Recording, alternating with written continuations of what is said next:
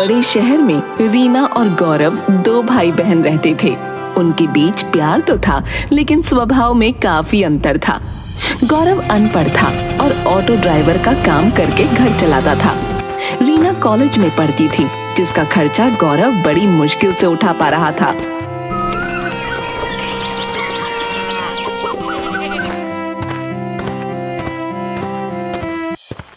रीना, आज कॉलेज में क्या नया सीखा? भैया, आज कुछ खास नहीं था। वैसे भी आपको समझ में नहीं आएगा। मुझे पता है, तू बहुत होशियार है। हमेशा अच्छा पढ़ना, तुझे बहुत आगे जाना है।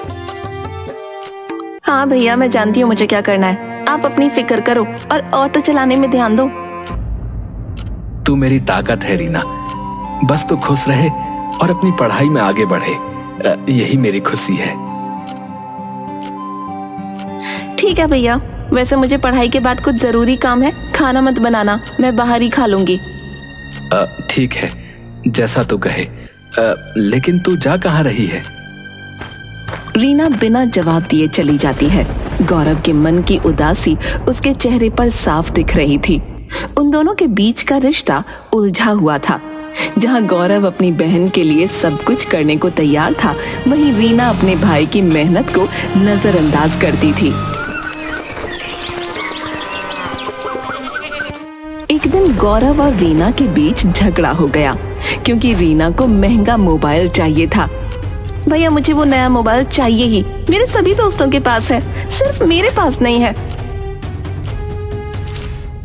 रीना, वो बहुत महंगा है। हमारी हैसियत नहीं है कि हम वो खरीद सके। तो हमारी हैसियत क्यों नहीं है? आप ज्यादा पैसे क्यों नहीं कमाते? रीना, मैं जितना कर सकता हूँ उतना करता हूँ। ऑटो चलाना ही मेरे बस में है। ऑटो चलाना? क्यों? और कुछ नहीं कर सकते आप? क्यों कुछ बड़ा करने की कोशिश नहीं करते? दुनिया कहाँ की कहाँ निकल गई है और आप ऑटो ही चला रहे हो। क्योंकि मैं अनपढ़ रह गया मेरी बहन, इसीलिए ज्यादा कुछ नहीं कर सकता। क्यों अनपढ़ रह गए? किसने रोका था? आप ही की वजह से हमारी जिंदगी इतनी कठिन है। हाँ, सही बात है। रीना गुस्से में वहां से चली गई और गौरव अंदर ही अंदर टूट गया।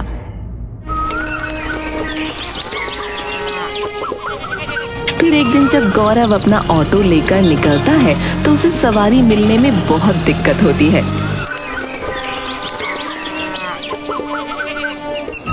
हे भगवान, आधा दिन हो गया और अब तक सिर्फ 2 ही सवारियां मिली। ऐसे कैसे चलेगा? अगर और सवारी नहीं मिली तो रात का खाना भी नसीब होना मुश्किल हो जाएगा। हाँ भैया, रेलवे स्टेशन चलोगे? हाँ हाँ, जरूर जाऊंगा। आइए बैठिए। 30 रुपए दूंगा। पर स्टेशन के तो 100 पड़ते हैं। चलो आप 80 दे देना। रहने दे, तेरे जैसे बहुत मिल जाएंगे। हे भगवान, क्या जुल्म है।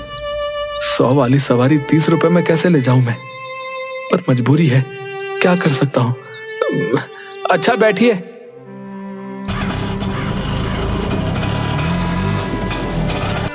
उसके बाद पूरे दिन कोई सवारी नहीं मिलती।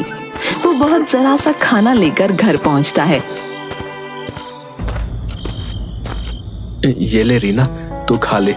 मेरा पेट खराब है, तो आज मैं कुछ नहीं खाऊंगा। ठीक है। गौरव पानी पीकर लेट जाता है, पर भूख की वजह से करवटें बदलता रहता है।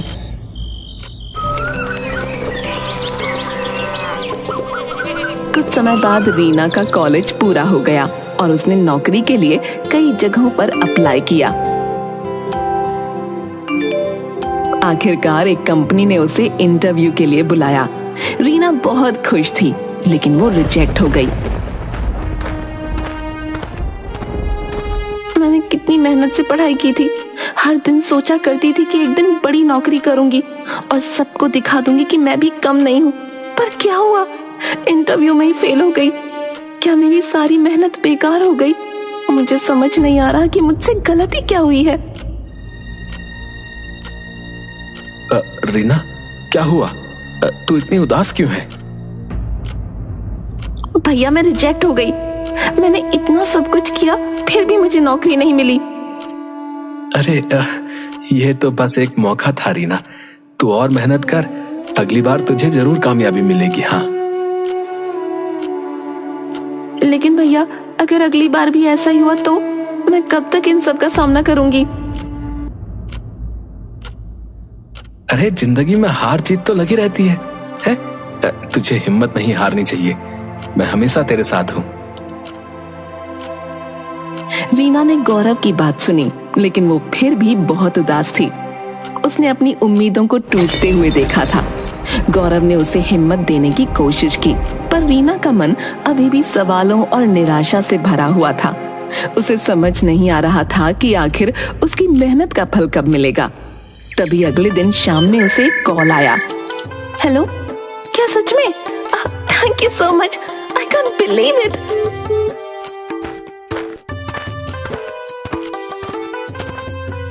क्या हुआ? किसका फोन है? बहुत खुश लग रही हो। हाँ भैया, मुझे फिर से उस कंपनी से कॉल आई थी, मुझे नौकरी मिल गई है। सच में? ये तो बहुत बड़ी खबर है, मुझे पता था तो जरूर कामयाब होगी। हाँ भैया, अब मुझे उस इंटरव्यू के बारे में सोचकर हंसी आ रही है।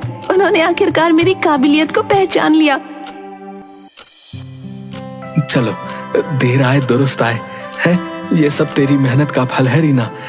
अब तुझे अपनी काबिलियत साबित करने का मौका मिला है। हाँ अब मैं अपने दोस्तों को बता सकती हूँ कि मैंने ये नौकरी पा ली है। आखिरकार मुझे वो मिला जो मैं चाहती थी। अब मैं सब कुछ अपने तरीके से कर सकती हूँ। रीना और गौरव दोनों ही इस खुशखबरी से बहुत एक्साइटेड थे। हालांकि रीना का घमंड अब और भी बढ़ गया था।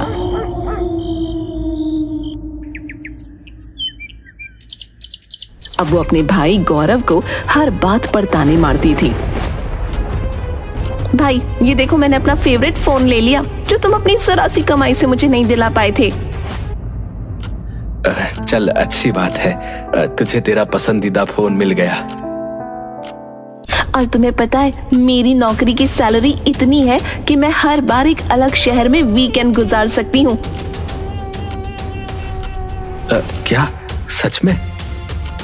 हाँ और क्या, तुम्हारी तरह थोड़ी ही ना, मैं तो बहुत जल्द गाड़ी भी ले लूंगी और तुम अपने इसी ऑटो में घूमते रहना।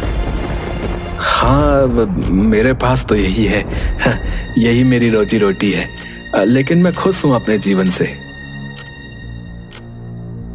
आप इतने से मैं खुश रहे, लेकिन मैं तो हमेशा से ही इतना सफल होने का सपना देखती थी और अब वो सपना साकार भी हो गया। रीना का घमंड बहुत बढ़ गया था, लेकिन गौरव ने उसके घमंड को भी प्यार समझा।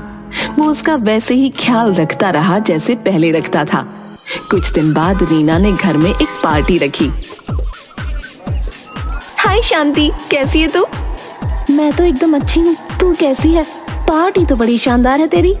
थैंक यू, तू एंजॉय कर, मैं बाकी लोगों से मिलकर आती हूँ। श्योर। तभी वहाँ गौरव आ जाता है जो अपने ऑटो ड्राइवर वाले रूप में था। उसके बाल बिखरे हुए थे और कपड़े गंदे थे। ओह माय गॉड, ये कौन है? अब ये मेरा अनपढ़ गरीब भाई है, ऑटो चलाता है इसलिए इसकी ये हालत है। अरे भैया, तुम यहाँ क्या करने आए हो? इस पार्टी में तुम्हारे लिए कोई जगह नहीं है, ये अमीर लोगों की पार्टी है। अब मैं आने नहीं वाला था, लेकिन ऑटो का टायर पंचर हो गया और कोई दुकान खुली नहीं है, इसलिए आना पड़ा। सिर्फ ऑटो का टायर नहीं, तुम्हारी जिंदगी भी पंक्चर हो चुकी है। अरे रीना, वो तेरा बड़ा भाई है, ऐसे क्यों बात कर रही है? तुझे बड़ा तरस आ रहा है मेरे भाई पर, तो जाकर उसका पंक्चर बना दे। Shut up Reena, respect your elders. Reena अब इसी तरह से गौरव की बेझिझक बेइज्जती किया करती थी। एक दिन गौरव ने रीना को पॉकेट मनी के लिए 500 रुपए दिए, जो वो हमेशा उसे दिया करता था। लेकिन इस बार रीना के तेवर बदले हुए थे।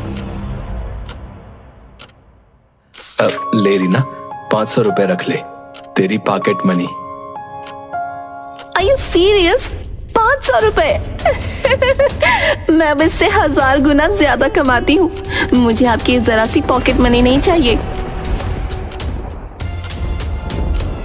मैं मानता हूँ कि ये पॉकेट मनी ज्यादा नहीं है, पर ये मैं तुझे हमेशा से देते आया हूँ ना, इसीलिए दे रहा हूँ। इसको मेरा आशीर्वाद और प्यार समझकर रख ले बहना। आशीर्वाद और प्यार देना है तो वैसे ही दे दो, पैसे क्यों दे रहे हो?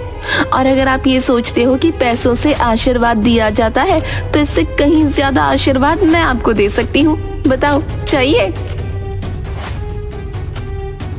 अरे तू मेरी भावनाएं नहीं समझ रही है। और आप मेरी बात नहीं समझ रहे हो। अरे लेकिन ओहो भैया, दिमाग ना खाओ मेरा। आपके पास बहुत फालतू वक्त होगा, मेरे पास नहीं है। मुझे ऑफिस का काम करना है, जाओ यहाँ से। अब ठीक है। गौरव ने वो 500 का नोट वापस अपनी जेब में रखा और आंखों में नमी लेकर वहां से चला गया। अगले दिन उनके घर उनके एक दूर के चाचा आए जिनका नाम मदन था।